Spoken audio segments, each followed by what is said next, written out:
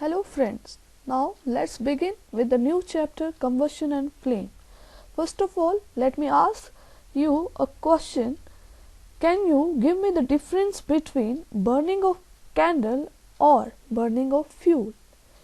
Maybe you are able to guess it. Candle burns with a flame whereas coal does not. Similarly, you will find many other materials which burn without a flame.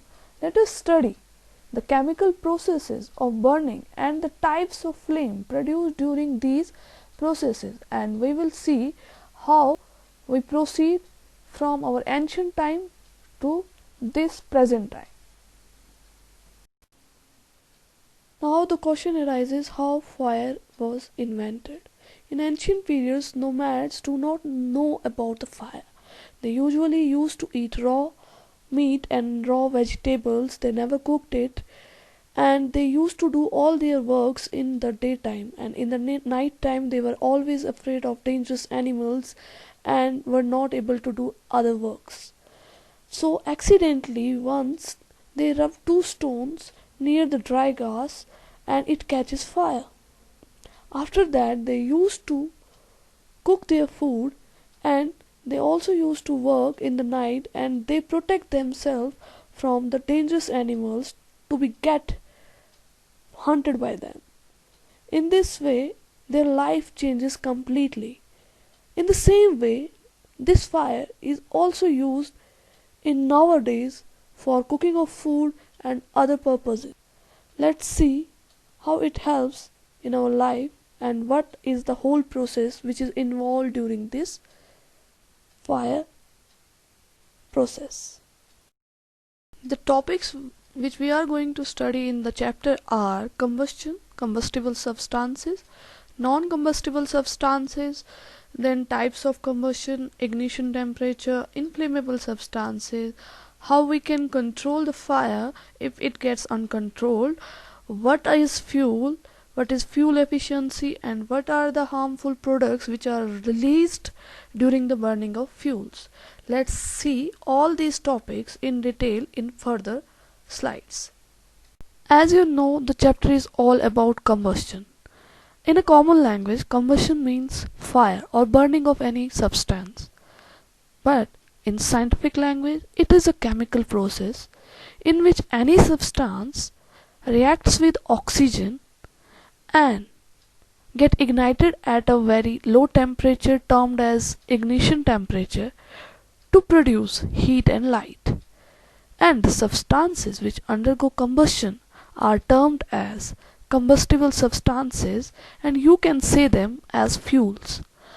Now, it is to be understood that combustion requires three main things, which are fuel, oxygen and heat. Then the whole process concludes, resulting in the formation of light, heat and some unused products. Now in next slides we will see how combustion helps in our daily life and what are its types. And as earlier I told you that combustion requires some substances to complete the process. Do all the substances undergo combustion? No. All substances do not undergo the process of combustion. That means they do not burn at all. Although we can heat them, but they do not undergo such kind of process to give heat and light. Now, coming to the first point, what are those substances which undergo the process of combustion? And is there any example in our daily life? Yeah, we had some great examples like wood, coal, kerosene, diesel, charcoal, LPG, which is also termed as liquefied petroleum gas and is generally used in the kitchens to cook our food in our daily lives. Why? Because it has a very low ignition temperature and it gives off heat and light, which is used to cook the food. Also, you know that wood is burned in the winter season to provide us heat, and wood is also used in many villages to cook food. Now, let us come to the next point, that is non-combustible substances. These are those substances which do not undergo any process of combustion to produce heat and light. For example, glass, iron nails, sand, etc. Now, as in earlier slide, I told you that LPG has a very low ignition temperature. Now the question arises, what is ignition temperature? It is that lowest temperature at which any substance catches fire. For example, matchstick. You are familiar with that? The matchstick is made up of a chemical substance known as phosphorus. This substance have a very low ignition temperature. That means it gets ignited at a very low temperature whenever it is struck against a rough surface. In the same manner, liquefied petroleum gas, which is filled in the cylinders used in the kitchens, and petrol, alcohol, etc., are also having a very low ignition temperature, and these substances are termed as inflammable substance. You must have seen that there is always a yellow color sticker having this kind of picture which is shown in this slide, is always kept on the cylinders which are filled with inflammable substances to let us know that these substances are highly inflammable. That means they catch fire easily, so we must avoid burning substances near them, and we should not use any other object which catches fire easily nearby them, that as these substances can catch fire and can be harmful to the humankind. After ignition temperature and inflammable substances, we will see what are the types of combustion. There are two types of combustion: rapid combustion and spontaneous, and we must know the difference between the two. In rapid combustion, substances basically undergoes the process of immediate burning with the release of heat and light, and it always requires fuels. For example, kerosene oil in gas stoves. You must have heard about lamps or lanterns in the common language, which are filled with the kerosene, and the wick on them is always burned with the matchstick to overcome the darkness of the night. But the spontaneous combustion, the materials undergo sudden burst into the flames without the application of apparent cause.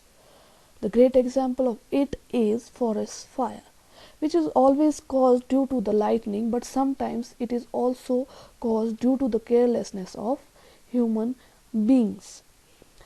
As some people went for some camping or trips in the forest, and there they used to cook on wood fires, but sometimes they left that camp without ending this fire, and which after some time causes a major disaster to the fire, but not only affecting the plantation but also the animals living in that forest. So we must clear all the burning substances whenever we are in any camp or any trip in the forest. As we talk about combustion, I have told you that some substances give off flames too. Now, what are flames and what is the basic structure of the flame? Let us take the example of a candle. You have seen the flame coming from this whenever you burn it. There are three main zones which are present in a flame: innermost zone, middle zone, and the outer zone. The innermost zone is that zone which is touching, or which is the closest zone present near the wick. It is least hot part of the flame, and it is always dark in color. After innermost zone comes a middle zone which is yellow or orange in color, and this zone is moderately hot because partial combustion takes place in this zone. The outermost zone is blue in color. It is the hottest part of the flame because complete combustion takes place in this zone. That's why whenever you touch the flame at its outer zone, you felt a heat on your finger. But whenever you touch the flame near the innermost zone, your finger will not burn, and you will not feel that much heat which you felt at the outermost zone. In this way, I have shown you the structure of flame, and next we will move to the next slides. You might have heard about that somewhere in some house the LPG cylinder explodes and it causes the destruction of the whole house and also takes the lives of many people. It is the fire which is uncontrollable, which is not useful to us. So to control such fire, we have to take some precautionary measures. As earlier I told you, to complete the process of combustion, there is the requirement of three main substances like fuel, oxygen and heat. Oxygen generally came from the air, heat is used to reach the ignition temperature, and fuel are the substances which catches fire. So to control such kind of fire, we have to remove fuel, cut off air supply and remove heat also. To control such fire, we have some substances which help us to control it. For example, water. Water is sprayed over such kind of fire to reduce the ignition temperature of such fire. But the question arises, does the water is used in all the fires to control it? No. Whenever there is a fire which is caused by some electric shock, you can't use water over it, as water is a good conductor of electricity. It will create the fire to take its big shape. So to reduce the effect of such kind of fire, we use fire extinguishers which are generally being filled up of carbon dioxide. Carbon dioxide, being heavier in weight, extends over the large area and covers the fire like a blanket and hence cuts off the oxygen supply. Thus it helps us to control the fire. In this slide I have shown you both of the things, how water is used to control the fire and how fire extinguishers are also used.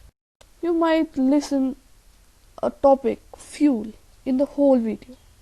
Now what is fuel and what are its efficiencies? Fuel is that substance which is used in the process of combustion, which completes the process of combustion.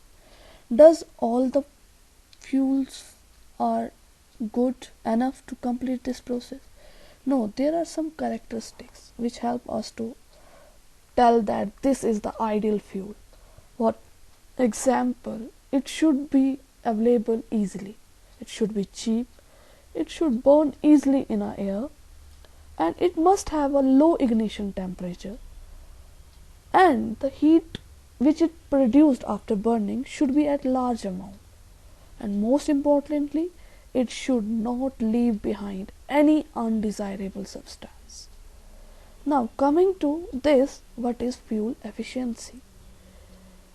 Fuel efficiency is that calorific value which gives us the measure of fuel efficiency. Now what is calorific value?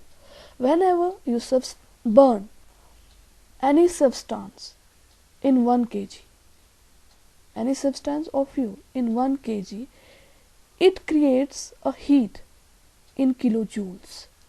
That means the amount of heat energy produced on combustion of 1 kilogram of fuel is called its calorific value.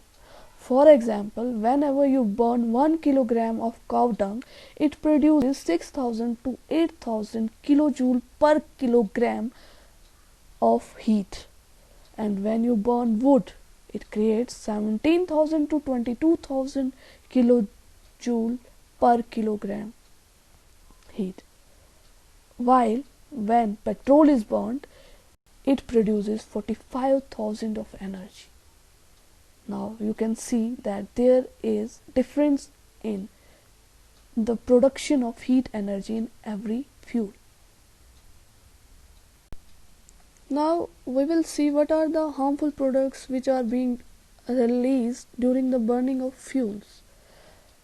For example, when carbon fuels like wood, coal are burned, they release unburned carbon particles in the air, and these particles causes respiratory diseases like asthma in human beings. Most of the fuels release carbon monoxide gas, which is highly poisonous even at very low concentration. Hence, coal should not be burnt in the closed room. You might have heard in the news that somewhere in winters, some house, people died suddenly because it was done as they closed all the doors and left coal to burn, and this coal releases carbon monoxide in the room, which is a poisonous gas and results in the death of those people. Burning of fuels also results in the release of carbon dioxide in the atmosphere, and you are familiar with this, that higher level of carbon dioxide in the environment causes global warming, which is really very dangerous to the humankind. Burning of coal and diesel results in the release of sulfur dioxide, and burning of petrol produces oxides in the environment, and these oxides are of nitrogen.